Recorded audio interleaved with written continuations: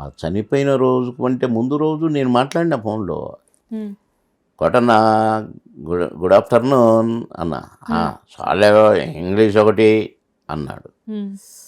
సరే ఏం చేస్తున్నావు కొట్టన్న అంటే, ఏం లేదురా, ఇప్పుడే పెద్ద అమ్మాయి చిన్న అమ్మాయిలు వచ్చారు, మనవాళ్ళు మనవరాళ్ళు, వాళ్ళతోటే కాసేపు మాట్లాడుకుంటూ ఉన్నారా. ఎక్కడున్నావు అన్నాడు. ఫలానా దగ్గర ఉన్న షూటింగ్లో ఉన్నా అన్న.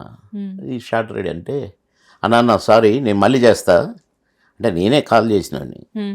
అలా నేనే మళ్ళీ చేస్తాను. షార్ట్కి వెళ్ళిన 6 గంటల ప్రాంతంలో ఫోన్ చేశా, 5:30 6 గంటల ప్రాంతంలో పడుకున్నారు అని చెప్పింది పెద్దమ్మాయి.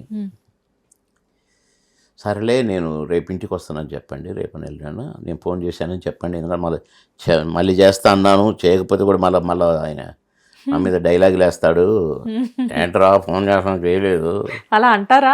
అంటాడుగా, వదలడు, కామెంట్ చేయాల్సిందే అని అన్నాను.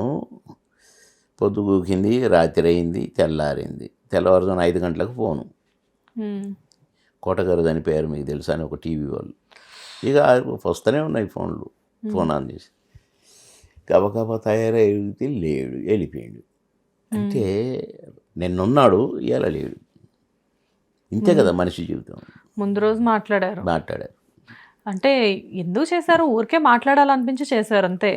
నేను వేరే ఒక సందర్భం, నాకు ఒక అతను నాకు ఒక క్యారెక్టర్ చెప్పాడు, కోటగారు మీరైతేనే బాగుంటుందని. అంటే చెప్తే సంతోషపడతాడు కదా అని చేశా.